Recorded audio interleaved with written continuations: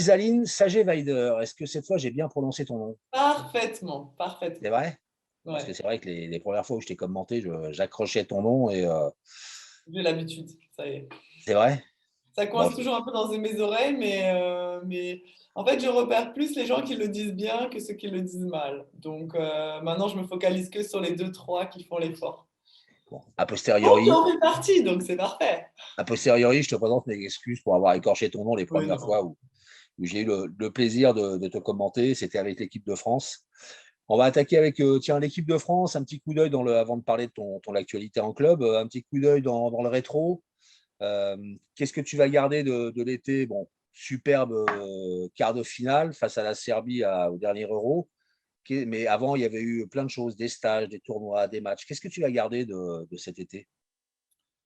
Beaucoup d'émotions. C'était je parle pour l'Euro surtout, pour moi, c'était un rendez-vous que j'attendais depuis quasiment 10 ans, on va dire.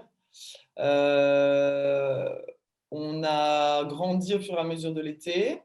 C'est en fait ce que je retiens beaucoup de l'été, c'est que notamment avec ce staff et avec Émile, c'est moi j'ai la sensation d'apprendre tous les jours, d'apprendre quelque chose de nouveau pour ma carrière de joueuse, pour ma carrière peut-être d'après, mais en tout cas j'ai l'impression de jamais être lassée en fait. Que voilà, j'arrive à faire le bilan chaque jour en me disant bah, aujourd'hui qu'est-ce qui s'est passé de positif, qu'est-ce que tu as appris et j'ai l'impression que tous les jours il y a quelque chose. Après, c'est vrai qu'on a eu beaucoup de préparation. On attendait vraiment avec impatience l'objectif, hein, le championnat d'Europe. Gros coup de stress 2 semaines avant, je pense que c'était pour tout le monde, hein, mais moi personnellement, beaucoup de remises en question sur plein de choses. Parce que quand ça arrive, ben voilà, on y est, quoi. Et une fois qu'on était lancé dans le truc, franchement, on n'a même pas eu le temps de réfléchir. Ça a déroulé, ça s'est fait. Et on y allait finalement sans trop de pression. Enfin, moi, je m'étais mis la pression, je voulais quand même pas y aller pour faire de la décoration. Mais puis, je pense que la préparation physique, toute la prépa de l'été technique, il y a eu beaucoup de moments de doute. Mais finalement, tout a été très bien calculé et on est arrivé au top pour la compétition. On s'est fait quelques frayeurs avant parce que je pense qu'avec le stress qui monte, des blessures ou autres, finalement, on était prête à l'instant T. Et après, on s'est un peu laissé surfer dans cette vague de oh punaise, on peut le faire, ça va être trop bien. Et voilà, une victoire, une autre, et c'était top. Il y avait un bon équilibre dans l'équipe, je pense. Ouais, il y a eu un bon équilibre et Emile a su aussi utiliser les ressources à bon escient et et bien équilibrer l'équipe. Donc moi, franchement, c'est top hein, de faire partie, après tant d'attentes, de faire partie d'un projet, mais c'est pas qu'un projet, mais d'avoir fait quelque chose. Alors d'accord, on n'a pas gagné de médaille, mais d'avoir fait grandir le volley français féminin et d'avoir fait partie de ça, pour moi, c'était hyper important. Et donc, je suis contente et c'est encore rigolo de croiser, je sais pas, des arbitres ou des gens qui, encore au mois de novembre, ah super, c'était super cet été, qui parlent comme ça, alors qu'on est déjà sur autre chose et c'est top. Euh, donc voilà pour ce bel été avec l'équipe de France.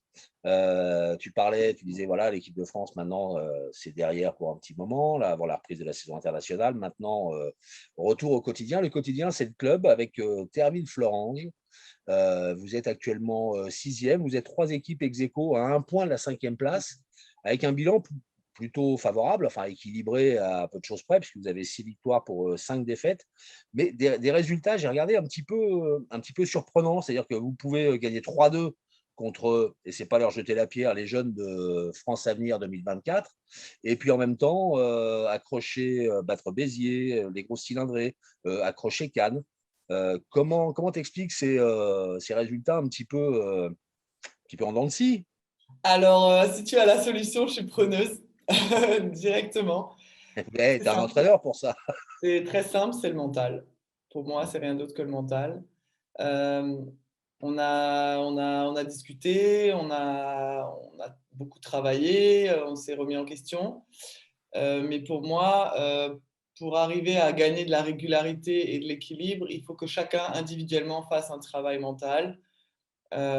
C'est facile d'être bien, de sourire quand tout va bien, Mais ce qu'il faut, c'est qu'il y ait une remise en question individuelle pour pouvoir ensuite le mettre au sein du collectif.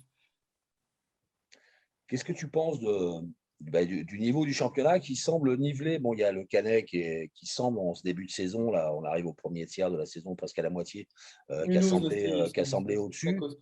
Mulhouse. Mais en même temps, derrière, on a le sentiment qu'à part une ou deux équipes, peut-être tout le monde peut battre tout le monde. Tu trouves ça intéressant ou inquiétant? Je trouve ça hyper intéressant parce que justement, le mental va prendre une place encore plus forte. Parce que quand on regarde sur le papier, il y a des équipes, elles ont des... Nous, on a un niveau qui est moyen. On va pas se mentir, dans notre équipe, on a un niveau qui est moyen, chacune. Du coup, il faut qu'on trouve d'autres ressources, des ressources collectives. Donc, si notre collectif ne fonctionne pas, c'est pas possible parce qu'on n'a pas des individualités tellement hors normes. Mais quand on voit sur le papier certaines équipes, les beaux bébés qu'il y a, bah, on se dit que l'importance du mental, c'est primordial. Parce qu'il y a des équipes où il y a des très fortes individualités, mais ça marche pas ensemble. Là, aujourd'hui, sur le papier, on est sixième, mais ça peut, en 2 matchs, ça peut déjà changer de 4-5 places. Oui, Tout oui. va bouger jusqu'à, à mon avis, je pensais que vers janvier, les choses commenceraient à être plus claires, mais à mon avis, même jusqu'à février, même jusqu'à avant le début des playoffs, à mon avis, ça va être encore serré. Sauf, voilà, gros coup de crise, blessure, enfin, chose normale qui se passe dans toutes les équipes pendant une saison régulière. Mais là, on va voir les capacités à se développer physiquement, mais à se développer mentalement aussi pour les équipes qui sont plus dans le dur et qui vont devoir sortir les crocs. Et nous, on va être dans le dur toute l'année. Nous, chaque match, c'est même pas il faut gagner, c'est chaque match, on va faire en sorte, on va tout faire pour gagner, mais on peut perdre aussi. Tu parlais tout à l'heure d'Émile Rousseau, du stade de l'équipe de France, de ce que tu avais apporté ou de ce que tu apportais, cette expérience avec le sorcier belge, tel qu'on le surnomme, euh, et de ce que ça t'apporte au quotidien et de ce que ça t'apporte pour l'avenir. Et je t'entends parler depuis tout à l'heure beaucoup de mental. Tu es déjà en formation de préparatrice mentale pour les clubs de Non, volley? non, je suis pas en formation de prépa mentale, mais ça fait quelques années que je travaille. J'ai changé déjà 3 fois de coach mental parce que je pense que faut faire un cycle d'un an et demi à peu près. Je sais que Christian Pénigaud a beaucoup insisté cet été aussi, et ça a fait passer des caps à pas mal de monde. Alors pour la petite anecdote, moi quand je me suis blessée il y a 2 ans pour les croisés, ma première formation, parce que j'ai repris mes formations de coach pour entraîner en pro, et ma première formation, c'était la première formation de Christian à Bordeaux. Donc la première formation que j'ai faite, c'était sur la prépa mentale.